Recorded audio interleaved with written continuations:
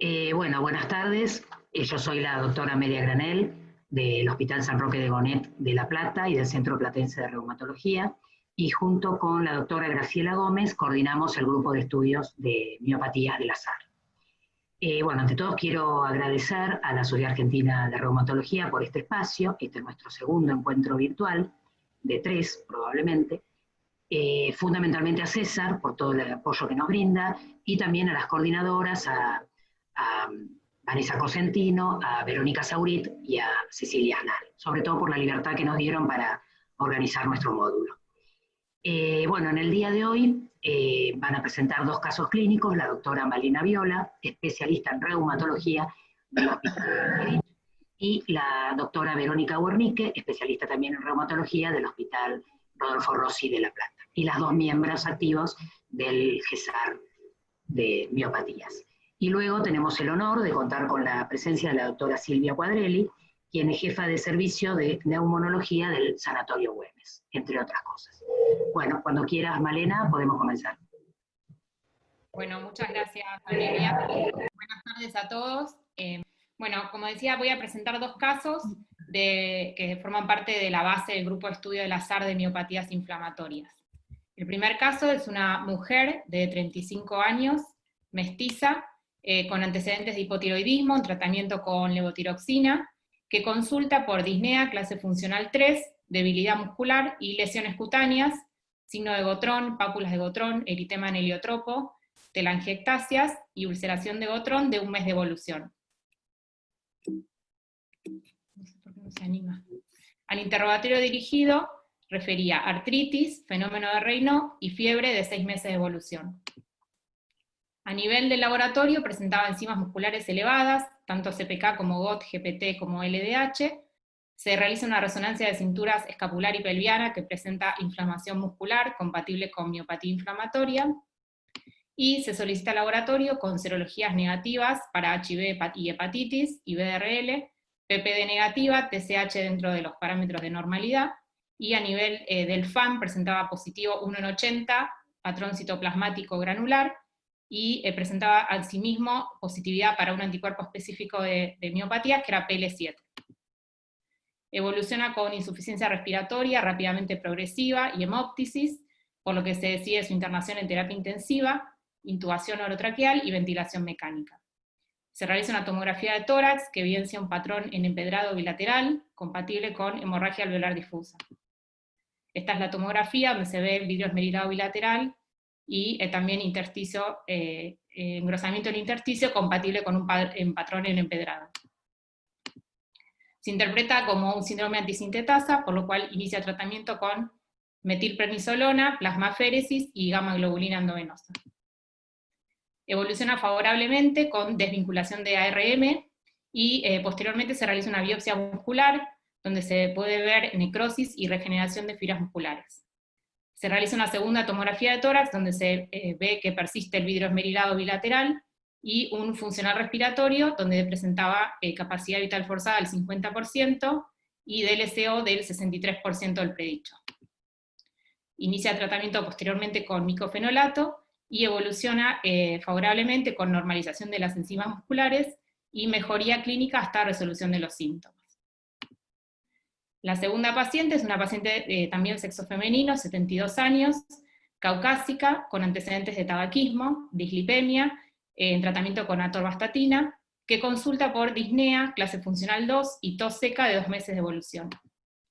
Al interrogatorio refiere haber presentado un episodio de artritis y fiebre, asociado a elevación de enzimas musculares, 6 años previo a la consulta. Al examen físico se constata sinovitis de metacarpofalángicas e interfalángicas proximales, bilateral, y a nivel pulmonar, rales velcro bilaterales vivasales. Presentaba fuerza muscular conservada y no tenía ninguna lesión a nivel cutáneo. Se solicitan enzimas musculares que fueron normales, así como una resonancia de cintura escapular y pelviana, también normal, y una tomografía de tórax donde se evidenció la presencia de vidrio esmerilado bilateral, compatible con un patrón de neumonía intersticial no específica. Se solicita también un funcional respiratorio que presentaba capacidad vital forzada del 60%, el BEPS-1 del 65% y una DLCO del 27%. Y esta es la tomografía donde se ve la presencia de vidrio esmerilado bilateral compatible con neumonía intersticial no específica.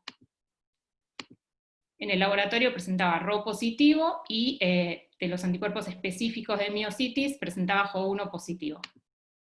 Se interpreta como un síndrome antisintetasa, por lo que inicia tratamiento con metilprednisolona y micofenolato, con lo que evoluciona con mejoría del compromiso tanto articular como respiratorio, por lo cual inicia descenso del corticoides hasta suspensión de los mismos, y se realiza una segunda tomografía, luego de 6 meses de tratamiento, donde se pudo ver engrosamiento intersticial bivasal, sin evidencia de virus esmerilado, que se interpreta como secuelar. Se realiza un segundo funcional respiratorio, donde lo que se puede ver es que presenta capacidad vital forzada del 66%, BEPS1 de 69% y una difusión de monóxido de 33%, es decir, una leve mejoría respecto al funcional previo. En resumen, de los dos casos, comparándolos, podemos ver que el primer caso, la paciente presentaba debilidad muscular, lesiones típicas a nivel cutáneo, enzimas musculares elevadas, una resonancia compatible con miopatía inflamatoria, fiebre, artritis, Raynaud y enfermedad pulmonar intersticial. El segundo caso no presentaba ni debilidad muscular, ni lesiones cutáneas típicas, y a nivel de laboratorio tenía enzimas musculares normales y resonancia normal también. Presentaba artritis y enfermedad pulmonar intersticial, por lo cual ambos casos clínicos, si bien son síndrome de antisintetasa, presentaban algunas diferencias entre sí. Muchas gracias. Muchas gracias, Malena, bárbaro, muy lindo. Ahora seguimos con el caso de Verónica. Bueno, muchas gracias Amelia, Graciela, Cesar Miopatías y Lazar por esta posibilidad de compartir este caso con ustedes. Se trata de un paciente de 33 años, masculino, residente en la ciudad de Chivilcoy, como ocupación conductor de un camión de reparto de carne. Tenía como antecedentes personales asma intermitente infantil y ojo seco, y como antecedentes familiares una hermana con artritis FAM positiva. En el año 2010, él consulta por primera vez por disnea, clase funcional 2-3, de un mes de evolución, tos seca y fiebre. Además tenía astenia, hiporexia y debilidad generalizada con palpitaciones. Como antecedentes de esta enfermedad, él hacía más de un año que refería haber empezado con fatiga, astenia, disnea progresiva y edema en miembros inferiores. Se interna en Chivilcoy por primera vez con diagnóstico de neumonía intersticial, recibe tratamiento antibiótico endovenoso por 5 días y completa 10 días en domicilio, pero 4 días post tratamiento antibiótico recurren la fiebre, la disnea y se encuentra un aumento de transaminasa, por lo cual él se deriva a nuestro hospital en la ciudad de La Plata como un centro de mayor complejidad. En el laboratorio tenía transaminasas por 10, una LDH de 569 para un valor normal de hasta 460 unidades, una CPK de 12.000, una anemia leve y una microhematuria. Los hemocultivos fueron negativos, se realizó un ecocardiograma que era estructuralmente normal, pero estaba hiperdinámico, se realizó serología FAN, ANCA, antimembrana basal, HIV, hepatitis B y C que fueron negativos, y se encontró también una serología positiva para micoplasma IgG e IgM. En la internación en clínica médica, durante la internación se realizó una tomografía de alta resolución. Estas imágenes lamentablemente no las tengo, pero créanme que tenía una intersticiopatía difusa bilateral con predominio bivasal y vidrio esmerilado. Focos de consolidación peribronquial difusos, aisladas bronquiectasias, no tenía adenopatías ni derrames. Se le hizo un lavado broncoalveolar y un broncoaspirado, que fueron negativos para células atípicas, y una biopsia pulmonar transbronquial que tenía parénquima con edema intersticial, infiltrado mononuclear y aislados eosinófilos, membrana hialina, fibrosis septal con neumocitos tipo 2 reactivos, y áreas de hemorragia y trombosis vascular, compatible con neumonía intersticial aguda. También se le hizo una biopsia del músculo deltoides. Cuando ya lo vemos para el 2011 en seguimiento por reumatología en el consultorio, también le encontramos un FAN, en esta oportunidad un FAN positivo citoplasmático granular fino con un anti-Jo1 positivo. El electromiograma fue compatible con miopatía aguda, y la biopsia muscular que teníamos pendiente informó vasculitis linfocitaria con miositis subaguda en actividad, con necrosis miocelular multifocal. Hicimos diagnóstico de síndrome de antisintetasa, El paciente había sido tratado durante la internación con corticoides, 60 miligramos de meprednisona, y había tenido una muy buena respuesta, así que en el consultorio, en la primera oportunidad que lo vimos, estaba sin debilidad muscular, con CPK y transaminasas normales, ya no tenía anemia, tenía un leve aumento del LDH, y mejoría significativa en el infiltrado pulmonar y la disnea. Se decidió con el servicio de neumonología agregar azatioprina como ahorrador esteroideo, se asoció hidroxicloroquina y empezó rehabilitación físico-respiratoria. El paciente tenía en esta oportunidad, primer año, una DLCO muy baja con un 28% de la difusión. Entre el 2011 y el 2012, el paciente, lo que vemos es que con el descenso de esteroides empieza a hacer síntomas de reactivaciones, llegó a 12 miligramos, y a partir de ahí hizo síntomas que incluso eran nuevos, como tenosinovitis de manos, empezó con Raynaud, rigidez matinal, manos PAFI y aumento de CPK y LDH. Tuvimos que ajustar la dosis de corticoides, con 20 miligramos logramos controlar los síntomas. Para el 2013 tuvo un nuevo episodio de debilidad muscular y aumento de CPK, pero esta vez tuvo una disnea de esfuerzo grado 1-2, la ocultación pulmonar no tenía ruidos agregados, y la espirometría informaba un patrón restrictivo moderado, con una FBC del 50%. En la tomografía nueva ya teníamos engrosamiento de septos interlobulares, engrosamiento del intersticio peribronquial y opacidades en vidrio esmerilado en parches en ambos campos. Con estos datos cambiamos la medicación, la rotamos a micofenolato, usó 2 gramos al inicio y llegó a 3 gramos, y ajustamos nuevamente el corticoide, y continuó con la hidroxicloroquina. Con esta medicación se controló la debilidad muscular y la disnea, la CPK se normalizó, y la LDH estaba en 581 unidades en descenso. Para el 2014 hubo un nuevo rebrote con miositis, CPK y LDH por 3, dolor articular y tenosinovitis, y se agregó metotrexato asociado al micofenolato. Comenzó con 15 miligramos más 2,5 de micofenolato, pero después llegó a 20 miligramos más 3 gramos de micofenolato, y se aumentó sintomáticamente el corticoide, nuevamente.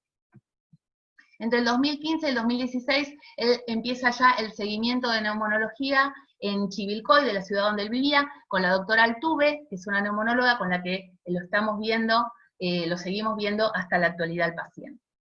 En esta oportunidad el paciente consulta nuevamente con disnea, clase funcional 1-2, se ocultan rales finos en tercio inferior de ambos campos pulmonares, la espirometría seguía teniendo patrones, valores de restricción moderada, una FBC del 55%, la DLCO una moderada disminución del 39%. Estaba mejor comparado con la de los primeros años, que era una pérdida severa. Pero tenía más áreas de opacidad por consolidación del espacio aéreo interpuestas, y engrosamientos e irregularidades de los septos, más ectasia del árbol bronquial. Estas son algunas otras imágenes.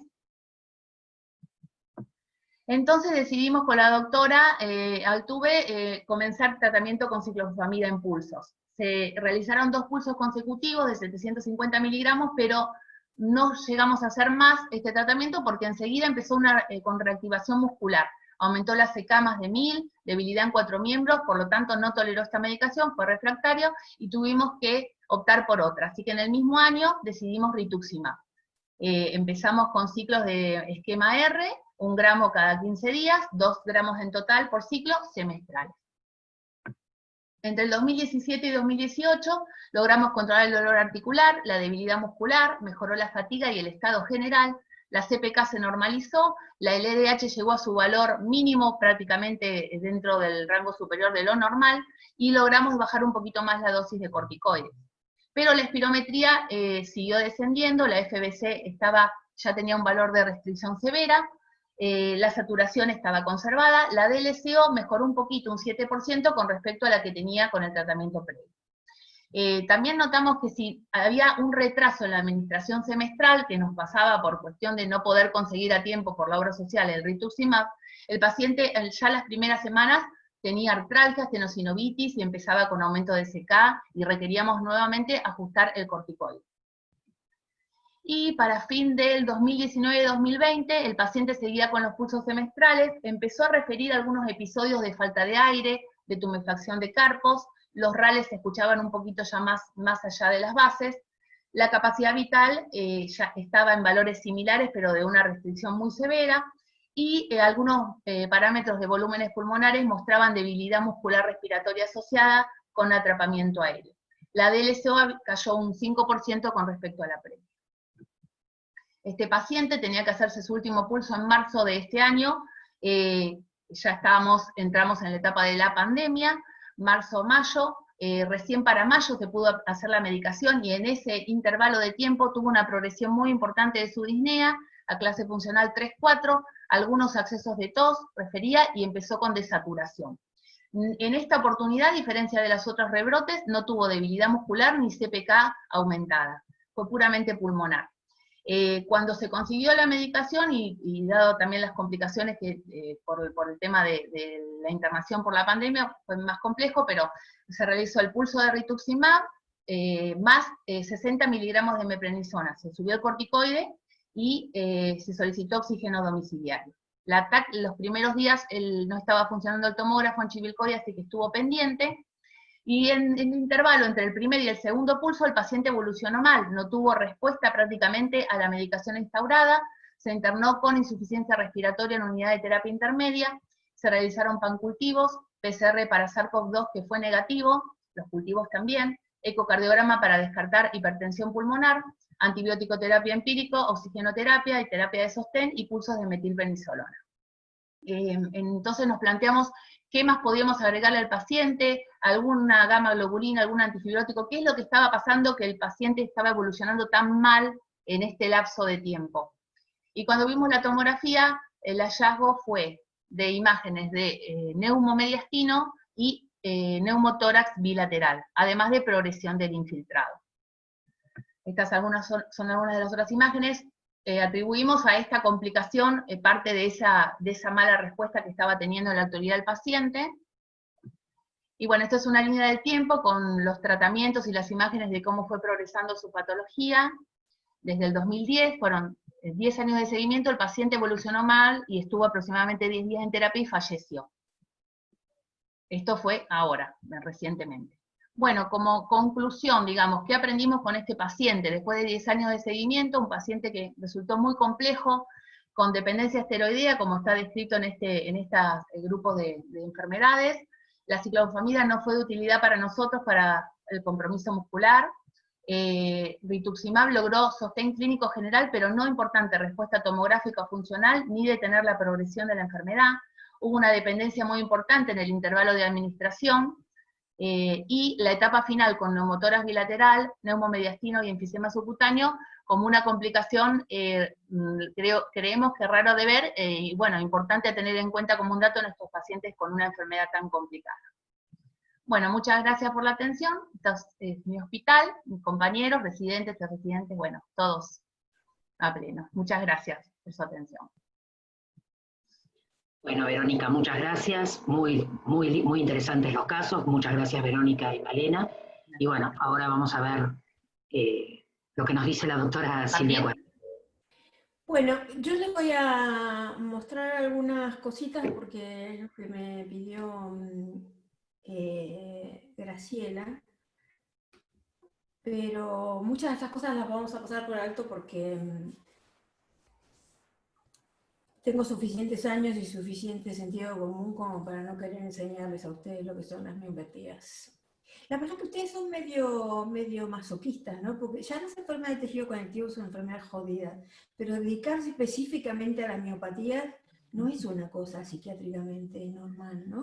Como hacer oncología pediátrica, una cosa para mí.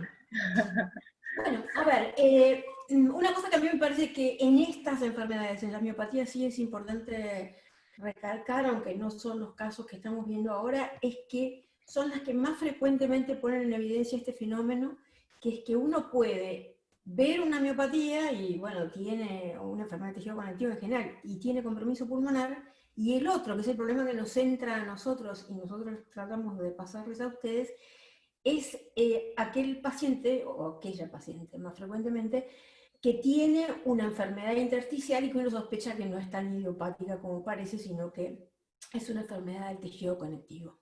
Entonces, lo que nos toca hoy es la enfermedad del tejido conectivo y en particular la miositis, y ustedes han mostrado bien con estos casos que, ni hablar para ustedes, pero también para nosotros, las miopatías inflamatorias obviamente no son todas iguales. Esta es una de las cosas que no les voy a mostrar porque ustedes saben perfectamente. Bueno, no sé si saben perfectamente porque también cambian periódicamente, así que no es que sea un saber, es una especie de consenso provisorio, como las treguas políticas, a qué se llama una miopatía hoy. Y esto, bueno, es importante porque estos pacientes, vistos desde la neumonología, muchas veces no tienen criterios tan claros que a uno fácilmente le permitan calificarlos como miopatías o inclusive como enfermedades con nombre propio, sobre todo teniendo en cuenta que hacer el panel de anticuerpos de miocitis no es una práctica de rutina, ni siquiera en la ciudad de Buenos Aires ni en los pacientes con buenas coberturas. Y que por lo menos 30% de los pacientes, si uno toma todos, después vamos a ver que esto es distinto en los distintos subgrupos, el compromiso pulmonar precede al compromiso muscular. Entonces son los pacientes en que uno necesita más sospecha, y yo les voy a mostrar ahora, y yo creo que en realidad no las placas que mostraron en estos dos casos, hay algunas características de la radiografía que a uno le hacen pensar que ciertos pacientes son una miositis y no otra cosa. Bueno, todo este tema de los anticuerpos, ustedes ya lo conocen mucho mejor que nosotros. Desde el punto de vista del compromiso pulmonar, quizás las miopatías son las más versátiles de todas las enfermedades de tejido conectivo, porque suelen tener la superposición de varios patrones. Algunos no tienen ninguna especificidad, y por ejemplo es el caso de los dos primeros casos. Virus merilado es virus merilado. El alvéolo lleno de agua, lleno de sangre, lleno de pus, lleno de cáncer, se ve igual. ¿Eso uno dice es un patrón compatible con hemorragia anular? Sí, puede ser. También puede ser una neumonía por neumocitis girovesi, y también puede ser un CMV, y también puede ser, ahora que está tan de moda, una enfermedad por COVID. Es el menos específico de todos los patrones, las placas del principio, esas que son virus merilado puro. Pero hay otros patrones que son bastante característicos y que en general son lo que tienen que ver con esto. Con la neumonía en organización, que si bien se ve en la R, es mucho menos frecuente y tiene otro tipo de presentación. Entonces, como dice acá, justamente, ¿es infrecuente? Sí, no es una cosa que se da en muchos pacientes, pero hay bastantes casos reportados en la literatura de neumomediastino en pacientes específicamente con polipiositis o dermatomiositis. Y esto tiene algunas explicaciones, pero que son todas especulativas. En general es una complicación muy grave, muchas veces en pacientes que ya tienen una enfermedad pulmonar desarrollada, como este último paciente, son la causa de la muerte. Yo he tenido un par de pacientes, uno de ellos que compartí con Cecilia Pisoni en CEMIC, y que la verdad que la señora estaba bien, y uno dice, la miositis también un tiempo, son como los políticos, te pueden parecer honestos 6 meses, un año, en algún momento van a pisar la cáscara de la banana. Y bueno, hizo una forma hiperaguda de enfermedad pulmonar con neumotórax, y yo la verdad la señora dejó de venir, yo pensé que se había muerto, porque era lo que correspondía. Y después reapareció y estuvo, yo diría, relativamente bien. Entonces, hay que saber que estos pacientes no necesariamente tienen alteraciones de las enzimas, y bueno, no tengo que decirles a ustedes, pero sí a los neumonólogos, que muchas veces tienen FAL negativo. También ustedes saben bien lo que es el síndrome de sintasa. Yo no sé ustedes, pero esas manos yo no las veo nunca. Uno ve una cosita así, un poquitito, no es que veo esa mano, cuando uno ve esa mano es que el tipo es mecánico, no es que tiene una polimiositis, ¿no? Y aquí está el tema de los anticuerpos, que como, insisto, no son prácticas de rutina, y que cuando entran desde la neumonología, es importante para nosotros poder meterle en la cabeza a los neumólogos cuáles son los pacientes que merecen hacerse un panel de anticuerpos. Porque la verdad que no es fácil, sobre todo cuando nosotros hacemos ateneos con gente del interior, bueno, implica toda una movida logística importante, que a veces se justifica y a veces no. El síndrome antisintetasa, sabemos que tiene distintas clasificaciones y que por ahora, el CHES es una revista neumonológica, obviamente, pero que la manera en que se entiende es que tenga algunas de estas características. Esto de ninguna manera quiere decir que el año que viene va a ser igual, porque ustedes ya son como los hematólogos, que todos los años le cambian los criterios de las cosas para que nadie los pueda aprender. Y esto es una cosa interesante, porque uno dice, ¿cuál es el anticuerpo que uno mide siempre? El anti-HO1. ¿no? Porque ese es el que está fácilmente disponible. Ahora, el anti-J1 es el anticuerpo que menos, quizás sí, es uno de los que menos frecuentemente, el que menos frecuentemente, tiene en forma persistente enfermedad intersticial solamente. O sea, es el que menos te va a confundir, porque bastante tempranamente le va a aparecer la miositis. En cambio, los otros anticuerpos que uno no mide, por ejemplo, no mide rutinariamente, como el PL12 o como el PL7, son los que proporcionalmente, ni hablar de estos que son más raros, siempre van a tener solamente enfermedad intersticial. O sea, estos son los pacientes que hasta aquí, todavía ahora, nos hemos comido como que era una enfermedad intersticial idiopática y en realidad son miositis. Y por supuesto, teniendo en cuenta cómo se comporta una miositis, que todos los ejemplos que ustedes han mostrado son muy ilustrativos, hace una diferencia importante, porque el nivel de agresividad que uno va a tener para el tratamiento cuando de entrada sabe que es una miositis es ilimitado, porque la enfermedad es muy mala, cosa que es muy difícil de hacer cuando uno dice, bueno, esto parece una enfermedad autoinmune, pero no tiene un solo anticuerpo que a mí me permita decir, mira, rituximab, tacrolimus, lo que inventen, todas esas cosas raras que ustedes andan ahora de nombres impronunciables, que es muy difícil tomar esas decisiones, o aún darle rituximab en forma prolongada a un paciente que no tiene una confirmación de eso. Y otra cosa que a mí me parece interesante es, si uno dice, bueno, yo empiezo con una enfermedad intersticial, o sea, el paciente que ven los neumonólogos, no tiene ninguna enfermedad de tejido conectivo, ¿cuál es la chance que tiene de desarrollar una enfermedad sistémica versus la chance de quedarse siendo solamente una enfermedad intersticial? Reforzando lo que decíamos antes. En la más común, que es el anti-J1, bueno, más del 40% de los pacientes van a desarrollar enfermedad sistémica. Pero cuando uno tiene PL12, que no es tan raro ahora cuando uno mide los anticuerpos con cierta frecuencia, esos pacientes, la mayor parte, se van a quedar siendo una enfermedad intersticial y nada más. Y al revés, cuando los ven ustedes y el paciente lo que tiene es miositis, bueno, si tiene un PL12, casi la totalidad de los pacientes va a desarrollar enfermedad intersticial, mientras que los pacientes con anti-J no es poco, no es el 80%, pero algunos pueden no desarrollar enfermedad intersticial. Hay un subgrupo de pacientes que seguramente a ustedes les ha tocado ver, que son los que hacen enfermedad progresiva, que no son estos pacientes que ustedes mostraron, porque quizás podría ser alguno de los primeros dos pacientes que mostramos juntos, que son pacientes que rápidamente hacen enfermedad progresiva y que en general se mueren de eso, y que son los pacientes que tienen como marcador los anticuerpos anti-MDA5. Y esto es bastante predictivo de que esta va a ser el comportamiento. Es difícil medir el anti-MDA5 si, de nuevo, la verdad es que uno se comporta, uno no sé, yo creo que, a ver, el Brompton, yo quisiera ser pedante, diría, el Brompton Hospital y nosotros el pequeño grupo que trabajamos juntos, nos comportamos igual. Cuando uno tiene una miositis con compromiso pulmonar extenso, siempre piensa que puede ser un anti-MDA5 y siempre le da lo más agresivo que el paciente pueda tolerar, porque en general les va a ir mal. Pero si no, la verdad que la mejor manera de marcarlo sería eso. Entonces, hay dos tipos de cosas distintas que uno puede ver. Una cosa es esto. Uno dice, esto es virus meló puro. Y uno dice, este es el pulmón normal con un papel de calcárea encima, ¿no? Pero los vasos están donde tienen que estar, las fisuras están donde tienen que estar. Yo no sé lo que es esto exactamente. No sé si es hemorragia. No, hemorragia alveolar en general la miositis no tiene.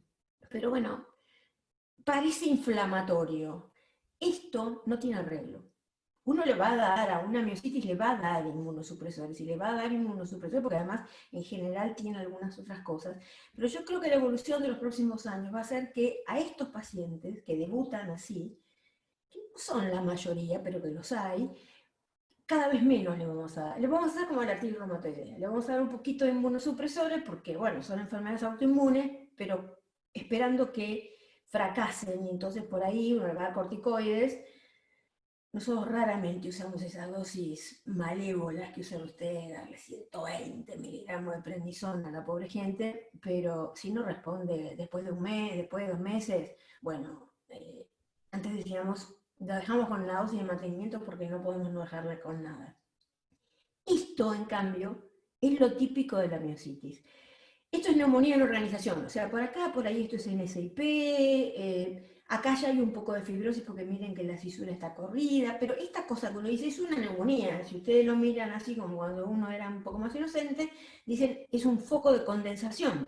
Bueno, eso es neumonía en organización. Esta mezcla de focos de virus esmerilado, de por ahí algunas áreas con un poquito de engrosamiento reticular, y este masacote que es neumonía en organización, eso es un sello de patrón de miopatía inflamatoria. El paciente que se presenta como una enfermedad idiopática y tiene esto, uno piensa que tiene una miopatía inflamatoria. Este es el paciente que hay que pedirle anticuerpos de miocitis, aunque uno piense que no tiene ninguna otra razón para tener. Y acá, cuando eso va evolucionando, ustedes acuérdense que el pulmón es como un abanico, ¿no? Entonces cuando se fibrosa, se cierra. Y esto es lo que uno ve acá. Ve cómo se van acercando los bronquios, aparte de que los bronquios están dilatados, tienen bronquiolitis de tracción, y entonces lo que uno sabe es que acá esto ya se empezó a fibrosar. Y esto no responde a los inmunosupresores. Sabemos que los pacientes que tienen anti-PL12 evolucionan más rápidamente este tipo de formas fibrosantes. Los pacientes que tienen anti-JO1 también es frecuente que tengan UIP y en general tienen una intersticiopatía más severa. Es difícil comparar, porque la verdad que son pocas, las series son chicas, entonces muchas de las cosas que se dicen, bueno, tienen un peso estadístico relativo.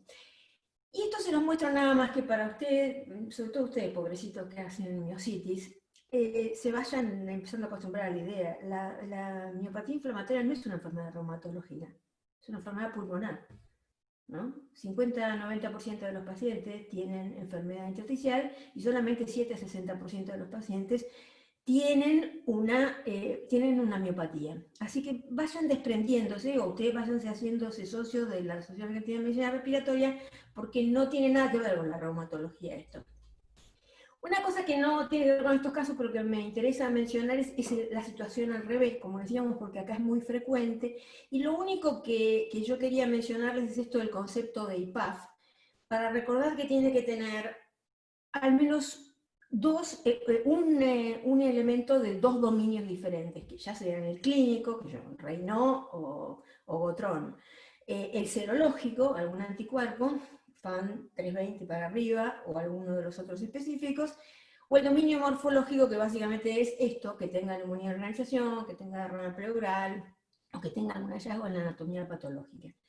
Lo menciono porque también está medio de moda esto de decir, bueno, la IPAF no es una enfermedad. No importa si es una enfermedad. Díganme por qué la esclerodermia es una enfermedad. Si hay esclerodermia, sin esclerodermia, si hay miopatía amiopática.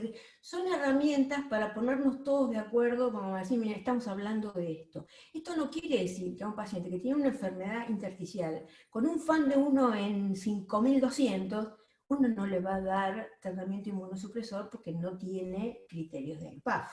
No lo podré meter en un registro, no lo podré meter en un trial de tratamiento, pero bueno, esto es una definición operativa.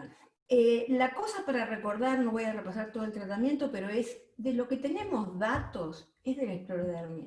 Ustedes y nosotros nos pasamos diciendo son dos enfermedades distintas, no tienen nada que ver, la esclerodermia es una cosa y el resto de las enfermedades que llevan con el son otras, pero los datos que tenemos son del esclero, porque es la única que tiene una prevalencia suficiente.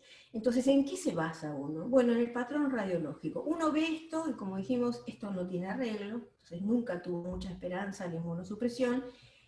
Y esto, antes, inocentemente, todos ustedes parecen muy jóvenes, pero los que vivimos los años 70 hemos aprendido que los sueños duran poco tiempo. Y este era uno de los sueños, no de los 70, un poco más acá de los 80, que era el virus esmerilado es alveolitis, y es siempre reversible. No, no es así, y ustedes lo saben por el trial de esclerodermia. De los pacientes del estudio de Tashkin, solamente el 18% mejoraban la función pulmonar, y eso es esclerodermia, la más banal de las enfermedades intersticiales.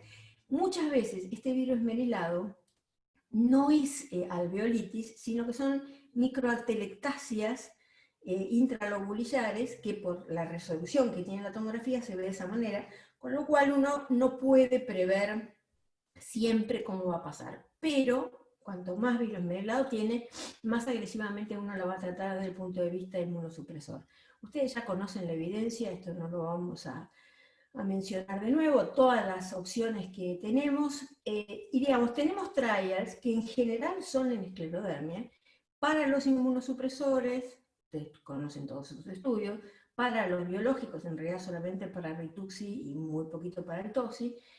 El trasplante de células madre todavía no está listo, pero va a llegar antes de lo que creemos, y después el tema de los antifibrióticos, por supuesto.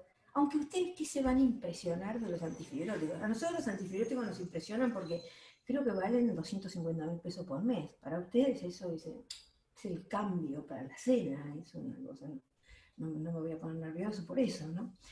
Si les muestro este trabajo, que es el único, en realidad, el primer trabajo importante que salió, este es el grupo del Brompton Hospital, que es una tabla espantosa, la muestro porque es espantosa, justamente para que vean que este era un grupo de 50 pacientes que tenían enfermedad progresiva, pero que tenían de todo. No es que tenían, bueno, inclusive ni siquiera tenían, la mayor parte sí, de los 50, 33 eran enfermedad del tejido conectivo. Y la mayor parte mejoraron un poquito, eran pacientes que estaban muy mal, y que venían todos bajando, ese es el valor, venían todos bajando la capacidad pulmonar, y todos mejoraron un poco. Ahora, mejoraron un poco, ¿qué es eso que mostraron ustedes? 15% la LCO. Claro, ese es fantástico, vamos a pagar la deuda externa. El otro día salimos todos a festejar porque Guzmán arregló con los agregores. Eso no quiere decir que resolvemos ningún problema. Pero, bueno, ante tanta desesperación, uno ve esta curva y es muy convincente. Venía bajando la función pulmonar y le sube un poquito. Pero eso es transitorio, siempre. Eso es lo que aprendimos con la experiencia. Sobre un año, dura 2 años, que es el último paciente que mostraron. Y en algún momento eso se agota, porque se agota la actividad inmunológica y lo que empieza a aparecer es la fibrosis. Este es un estudio que está ongoing todavía, que no están pudiendo terminar de reclutar hace un montón de tiempo, en 2017, que era la comparación de Rituxi con ciclofamida, muy poquita cosa de tocilizumab, en general la verdad que hay muy poco, y en donde más hay estas cosas raras, digamos, y así de poquitos casos, que uno cada vez que hay una cosa dice, de esta dice a mí, esto no me lo hubieran publicado, bueno, en general, ¿dónde es? En la polimiositis, porque es la que no se arregla con nada, y entonces es legítimo probar cualquier cosa. En todo esto, la verdad que tanto en lo personal como en la literatura hay poca experiencia. Y ahí aparece la estrella actual. Lo que le corresponde a las miositis es el segundo estudio, que es el INVIL, porque el Censis es solo esclerodermia. Y fíjense que estos pacientes venían cayendo, o sea, los antifibróticos no son para todo, no son para esa placa que mostramos antes, no son para el paciente que ustedes mostraron, de los primeros 2 pacientes que mostraron que tenía todo virus mailado. Ese paciente no es para antifibrótico. Lo terminará siendo, puede ser, pero tiene que tener algún criterio, y en este estudio el criterio era la caída. Era bastante light, ¿no? Porque ya con empeoramiento de los síntomas respiratorios, que en una enfermedad de tejido conectivo muy difícil decir por qué los tiene, bueno.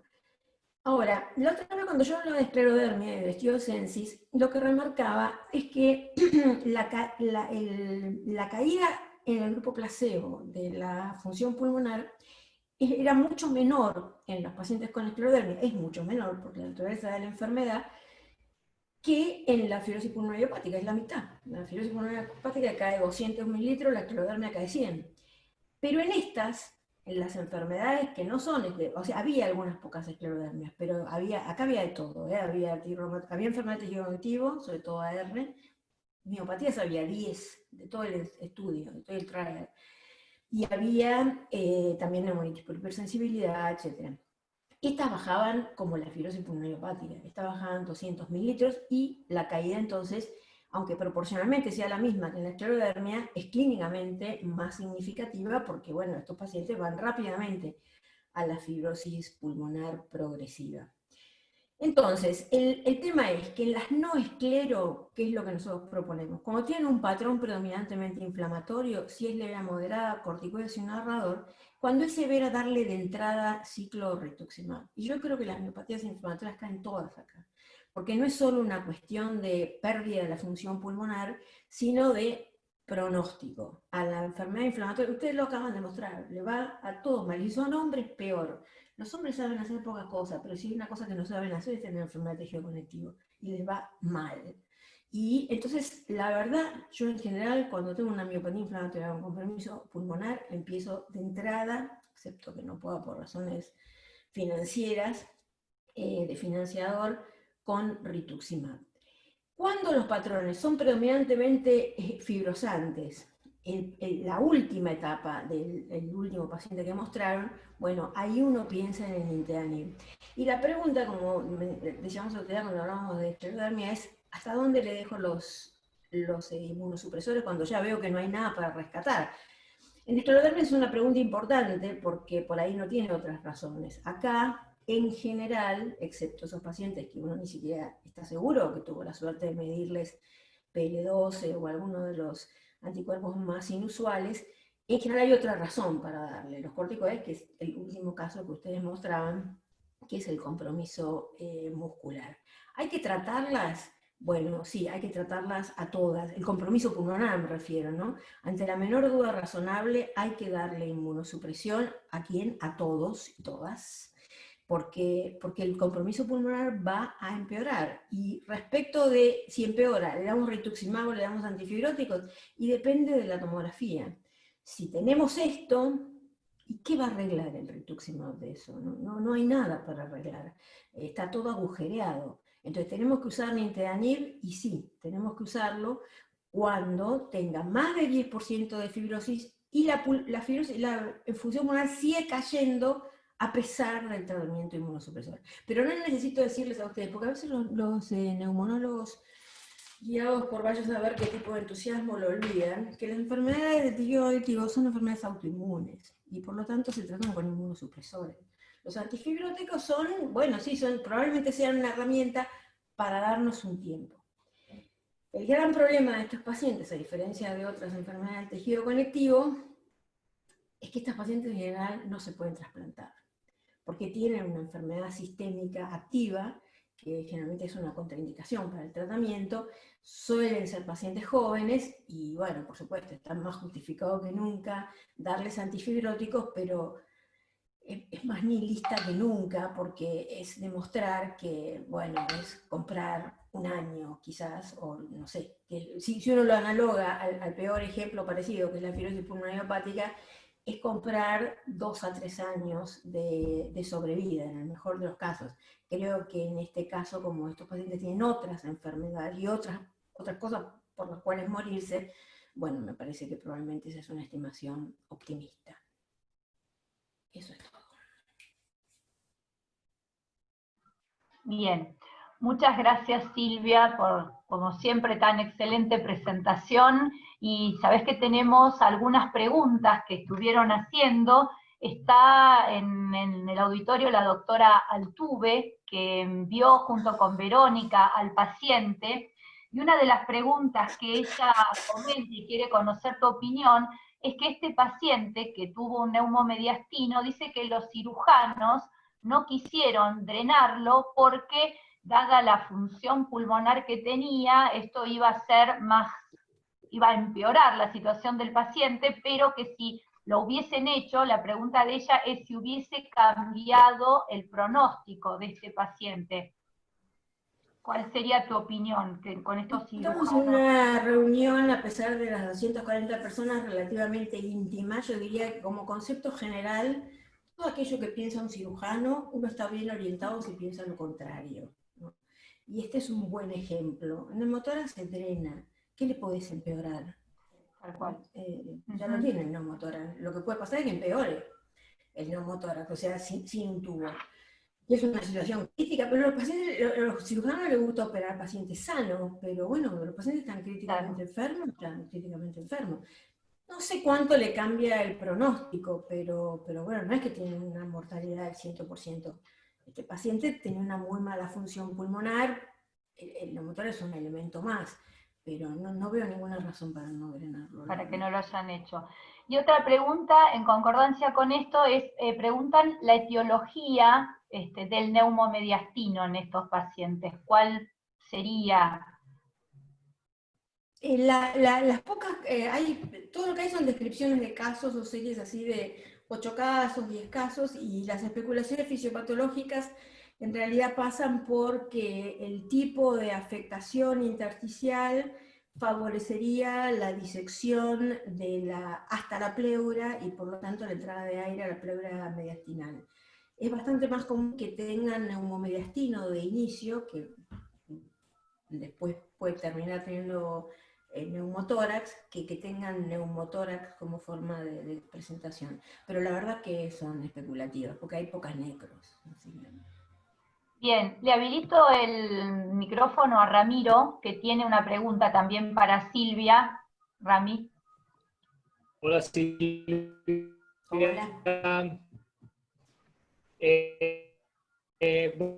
Bueno, con esta pregunta lo he atosigado también a Juan Engelmeyer, así que ahora también te comparto esta duda existencial que comentaba, síndrome antisintetasa, pueden tener como patrón tomográfico NSIP y neumonía organizativa, considerando que, de acuerdo a distintas series, entre un 20 y un 30 con antisintetasa pueden tener factor reumatoideo y anti-CCP positivos, que podríamos discutir si es un epifenómeno o si son de... ¿Cuántos de estos pacientes que decimos que tienen artritis reumatoidea y NSIP y neumonía organizativa podrían en realidad ser una antisintetasa y que no lo estemos diagnosticando porque no le pedimos anticuerpos?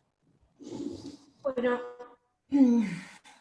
yo creo que son los pacientes que si uno puede se justifica tener un panel de anticuerpos, porque como decíamos, no es lo mismo tener una miopatía inflamatoria que tener una R, ¿no? Pero el problema en realidad no es nuestro, el problema es de ustedes, porque ustedes no saben qué enfermedades tratan.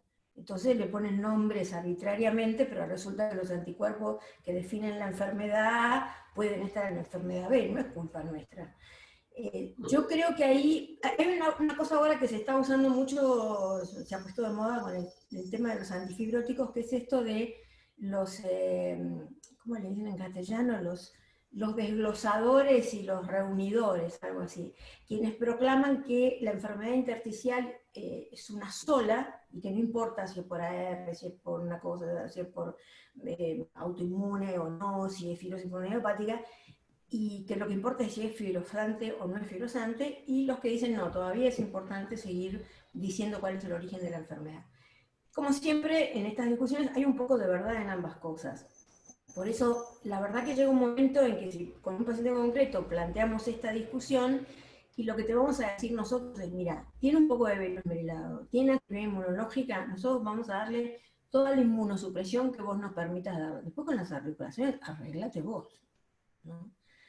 Tratemos de ponernos de acuerdo. El único problema sería si fuera una artritis reumatoidea, porque puede requerir algunos tratamientos más específicos, pero el pulmón va a requerir rituximab.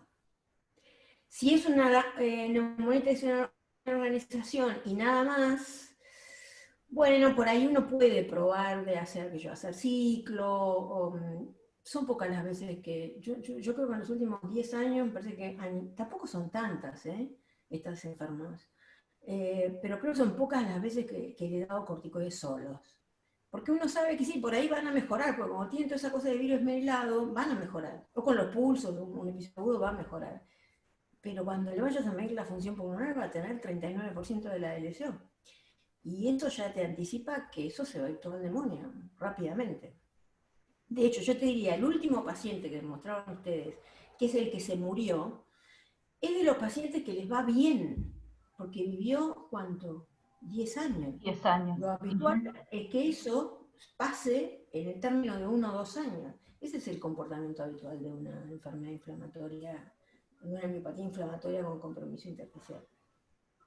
Bien, y en relación al tratamiento hicieron una pregunta sobre el rol que le das a la ciclofosfamida, que en parte lo comentaste ahí en el tratamiento, la experiencia con antifibróticos en miopatías inflamatorias, que también lo comentaste, y una que está en lugar de las gamma globulinas.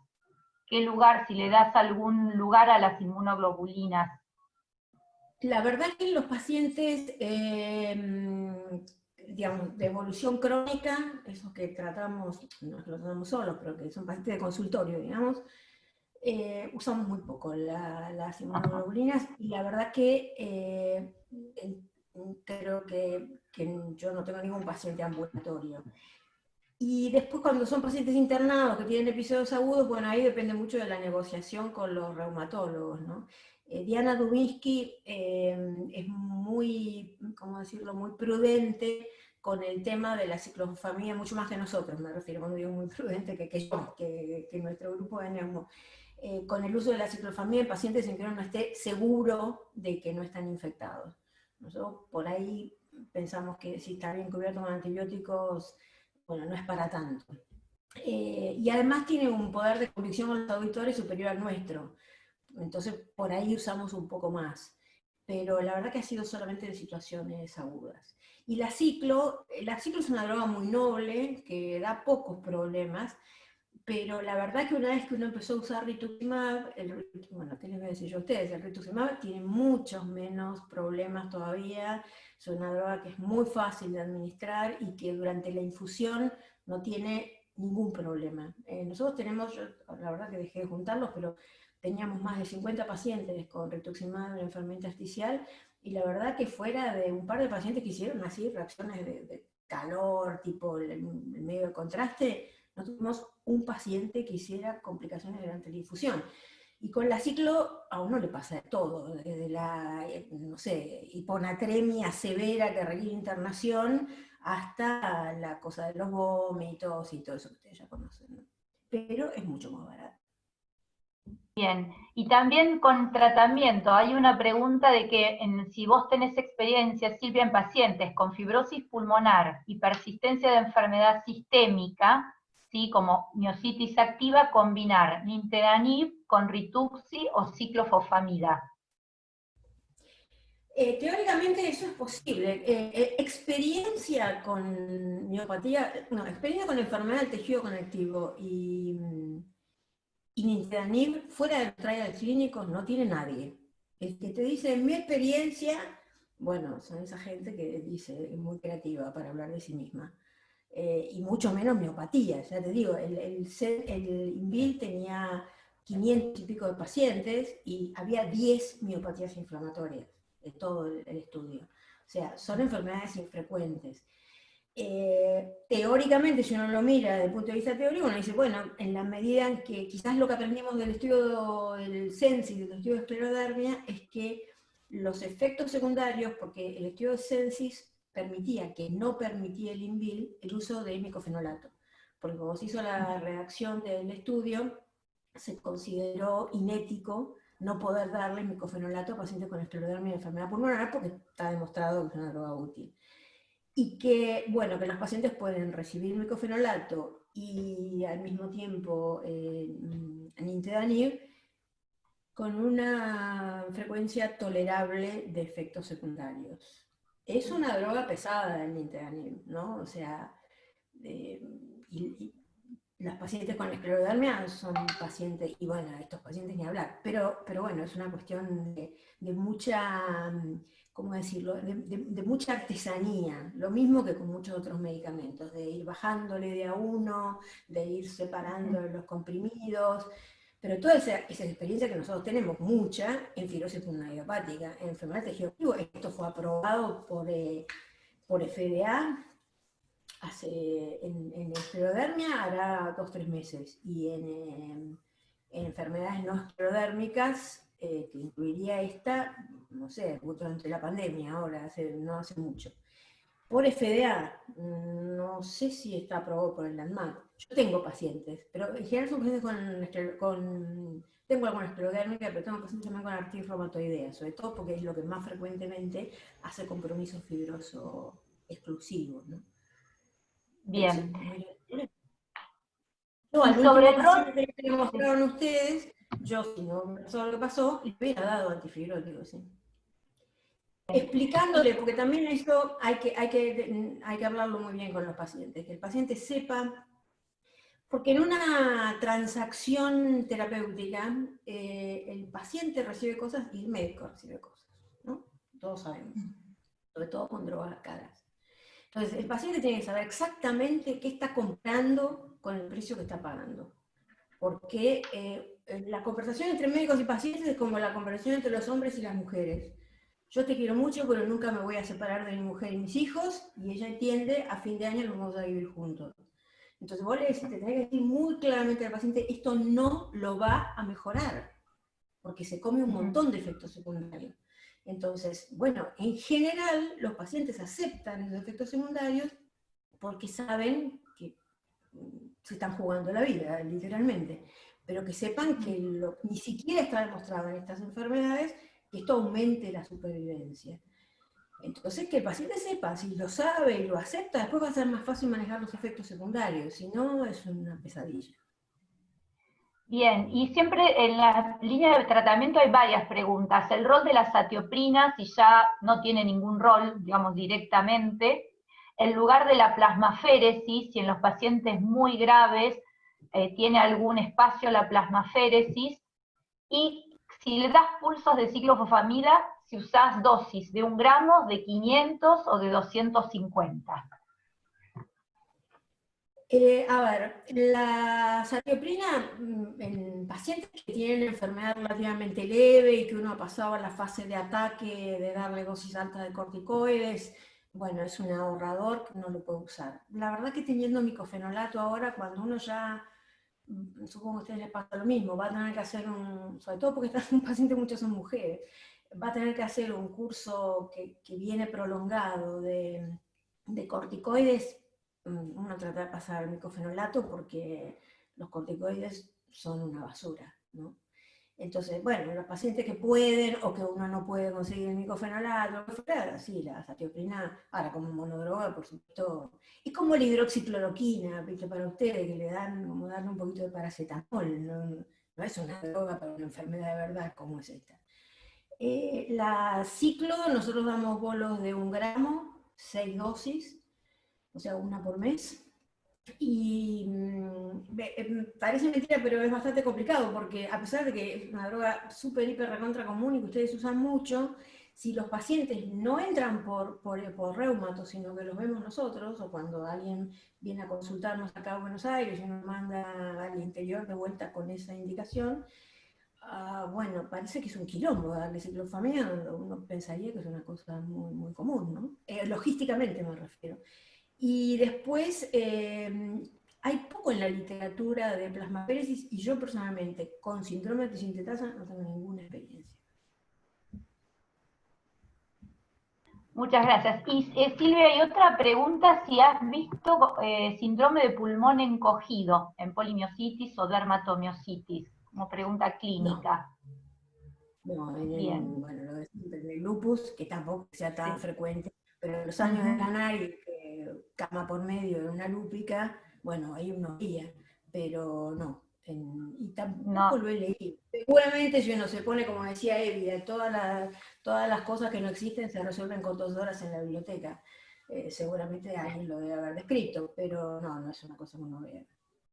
Bien, y para ir cerrando, porque hubieron muchas preguntas y todas muy interesantes, como esta es en parte en relación al caso de uno de los casos que contó Malena, en tu experiencia, ¿no? Un paciente con dermatomiositis, que tiene este anticuerpo PL12 y que al inicio no tiene enfermedad intersticial. ¿En cuánto tiempo, en este caso pasaron como 6 años, pero en cuánto tiempo desarrolla compromiso intersticial si no lo tiene en el debut? O en general, así, ¿cuánto uno espera cuando no es concomitante? Yo diría que, si tengo que ser honesta, la verdad es que no tenemos una casuística importante de pacientes medidos con anticuerpos completos, con el panel completo, así que la respuesta más clara a eso que vos decís sería no sé, en cuanto a cuál es la frecuencia. Si uno le hace caso a la literatura, no, el tiempo no está medido, porque la verdad que lo habitual es que más del 90% de los pacientes debutan solamente con enfermedad intersticial y se mantienen durante mucho tiempo solamente con enfermedad intersticial. Ahora, si yo tengo pacientes, es como la esclerodermia, con riesgo de desarrollar enfermedad intersticial, Si tengo los recursos, porque es lo que hablábamos antes del tema de la DLCO, que no debiera ser un estudio caro, pero el equipo es caro y el estudio es mal pago, y entonces no hay. Y yo creo que cada 3 meses el primer año y después cada 6 meses le haría una DLCO. ¿Por qué DLCO y no capacidad vital? Porque la DLCO es mucho más simple. El primer caso que ustedes mostraron tenía una capacidad vital que era casi normal, tenía, no sé, el 70% de capacidad vital, tenía una DLCO del 30 y pico por ciento, ¿no? Que eso también son interesantes, porque fíjate que el último caso que mostraron, la DLCO estaba muy cerca de la capacidad vital. Tenía creo que el 40 y pico por ciento de la capacidad vital y 39% de la DLCO. Seguro ahí hay componente muscular en esa capacidad vital baja. Eso es una evidencia de una expresión de debilidad muscular, porque normalmente con tanto daño pulmonar y uno tiene una separación más importante, más allá de que por supuesto siempre si tenés una DLCO muy baja tenés que descartar que no tenés hipertensión pulmonar, ¿no? Que admito que en las miopatías es muy rara. Bien, y la última pregunta, Silvia, que el rol ahora de la biopsia de pulmón, que para nosotros por ahí ya no... A ver, primera cosa es la biopsia transbronquial común, convencional, no sirve para nada. Si uno va a hacer una biopsia, lo que tiene que hacer es una criobiopsia, porque la biopsia es un poco más grande, vas de 1,5 milímetros a 7 milímetros, y al patólogo eso le hace una diferencia enorme. De este tipo de cosas no puede decir nada con 1,5 milímetros. Ahora, ¿cuántas veces te va a cambiar algo? Y pocas, muy pocas. En general, el rol de la biopsia sigue siendo descartar que uno tenga otra cosa, cuando todavía no sabés que es una enfermedad conectivo, o cuando pensás que puede haber, qué sé yo. Estos pacientes que desarrollan bronquiectasias así pueden hacer micobacterias atípicas, no es tan común, pero bueno, están inmunosuprimidos, tienen bronquiectasia, a veces tenés dudas diagnósticas, pero para separar subgrupos de neumonía intersticial, la verdad que no es un riesgo, porque bueno, son pacientes que tienen mala función pulmonar, y que en general si uno ya tiene el diagnóstico de enfermedad autoinmune, no lo necesitas. El problema lo podés tener cuando vos tenés una de esas placas que ustedes mostraron, no la que tiene fibrosis, cuando ya tiene fibrosis ya está, pero cuando tenés una de esas placas que persiste el virus merilado y no tenés anticuerpos y decís, no sé muy bien qué es esto y qué es lo que tengo que hacer, ¿no? Y es siempre una decisión difícil. Ahí la primera opción hoy es la crio, de nuevo, la crio hay que hacerla en Buenos Aires, o en Mendoza, o en Rosario, no hay otros lugares. Es más fácil, debería ser más barata que una biopsia quirúrgica, pero este país es como es y no lo es, y entonces no es tan fácil de hacer. Pero la verdad que la biopsia transbronquial convencional, lo mismo que les pasó a todos, no sirve para nada. Y el otro tema es, como en muchas otras biopsias, hay 3 personas que pueden ver una biopsia pulmonar, sobre todo por criobiopsia, una muestra chica, se llama pequeñas muestras, en la Argentina. Se pueden llegar a decir cosas enteramente diferentes. Bien. Bueno. De saltar de UIP a vasculitis, por ejemplo. Bien. Que es una pequeña diferencia. Bien, hay muchos agradecimientos, muchos saludos a Silvia y felicitaciones a los que presentaron, a Malena y a Verónica, y Silvia siguen los saludos de muchos conocidos, reumatólogos y clínicos también que están en el auditorio, y bueno, les agradecemos nuevamente a toda la audiencia que nos acompañó en estas charlas Ateneos Clínicos de Miopatías Inflamatorias, que como dice el doctor Perandones, que no sé si, no vi si está presente, pero sí dice que somos un grupo de locos que nos gusta esta enfermedad, y sí, un poco lo que nos dijo Silvia al principio, pero bueno, les agradecemos que nos hayan acompañado. Silvia, como siempre, y yo le digo a los residentes de clínica, siempre suma escuchar a Silvia Quadrelli, así que por eso se han sumado hoy algunos. A todos los que estuvieron, muchas gracias, a César por el espacio, a Roberto que nos abre el salón antes, y bueno, a todos los que se quedaron hasta ahora, y los esperamos. Nosotras en septiembre vamos a presentar el último de los ateneos clínicos del grupo de miopatías, así que bueno, ya con una fecha a definir se las vamos a enviar, y bueno, que tengan buenas noches y linda semana. Un saludo. Perdón, antes de despedirnos, no, queríamos invitarlos mañana al otro encuentro virtual a las 19 horas del GESAR de enfermedades autoinflamatorias.